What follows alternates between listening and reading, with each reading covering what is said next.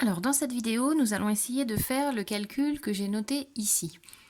Donc la première chose que l'on va faire, on voit un calcul dans lequel il y a plusieurs opérations. On va réfléchir à quelle opération est prioritaire.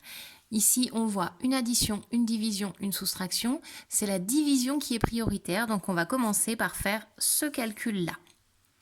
Donc mon 3/4, je le laisse là, je ne m'en sers pas. Et mon 5/6 qui était à la fin, je ne m'en sers pas non plus. Ici, j'avais une soustraction, je laisse ma soustraction. Ici, j'avais une addition, je laisse mon addition. Ensuite, je réfléchis, maintenant que j'ai trouvé le calcul prioritaire, je réfléchis à comment je vais faire la division.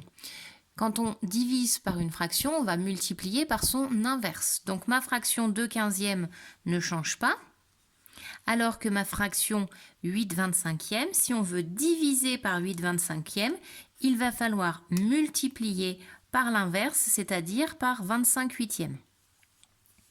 J'utilise les couleurs pour que vous voyez ce que deviennent les fractions d'étape en étape. Étape suivante, j'ai de nouveau plusieurs opérations. Je réfléchis au calcul prioritaire. La priorité ici est à la multiplication. Donc ma fraction 3/4, je la laisse ici. Ma fraction moins 5/6 à la fin, je la laisse ici.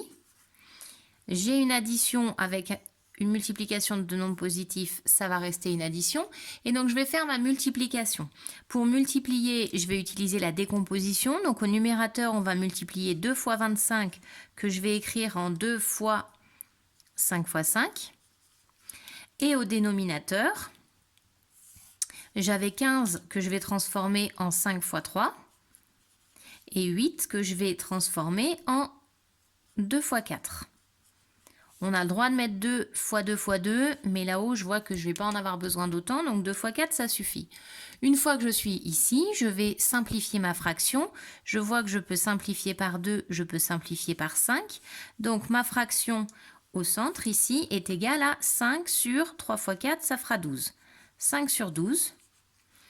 Et donc, on a donc le 3/4 devant et le moins 5/6 derrière. Hop. Ici, on se retrouve avec une addition, une soustraction. On réfléchit à la règle. La règle de calcul, c'est qu'on doit réduire les trois fractions au même dénominateur. Ici, le dénominateur commun, si on regarde bien, ça va être 12. De 4, pour arriver à 12, on va multiplier par 3, ce qui fait qu'on va multiplier par 3 le numérateur. De 6, pour arriver à 12, on va multiplier par 2. Ce qui fait qu'on va multiplier par 2 le numérateur. Voyons ce que ça donne. Ma fraction verte, au numérateur, on a 3 fois 3, ça fait 9. Au dénominateur, on a 4 fois 3, ça fait 12. Ma fraction bleue, elle ne change pas. On avait 5 sur 12, on ne l'a pas modifiée. Ma fraction rouge, au numérateur, on a 5 fois 2, ça fait 10. Au dénominateur, on a 6 fois 2, ça fait 12. On se retrouve avec trois fractions qui ont le même dénominateur. Donc ici, on va ajouter les numérateurs ou les soustraire en fonction des signes. 9 plus 5, ça fait 14. 14 moins 10, ça fait 4. On obtient un résultat de 4 sur 12. Avant de s'arrêter ici, on va quand même vérifier. Est-ce que 4 sur 12 peut être simplifié? Oui, on va pouvoir simplifier par 4, puisque nous avons 4 fois 1 sur 4 fois 3. Si on simplifie par 4, on obtient ici un tiers. L'étape de simplification n'est pas obligatoire, vous avez le droit d'écrire directement un tiers. En revanche, les étapes précédentes étaient des étapes obligatoires.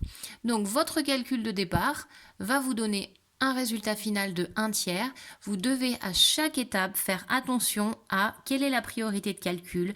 Et une fois qu'on a trouvé cette priorité, on réfléchit à comment est-ce qu'on fait ce calcul-là. D'accord? On avait trouvé que la priorité était à la division, on réfléchit comment on fait la division. Ici, on a une multiplication, on réfléchit comment on fait la multiplication. Et quand on en arrive à l'étape d'addition-soustraction, on applique la bonne règle de calcul. Vous savez tout faire séparément. Maintenant, si vous réfléchissez étape par étape, vous allez réussir à faire ça vous aussi.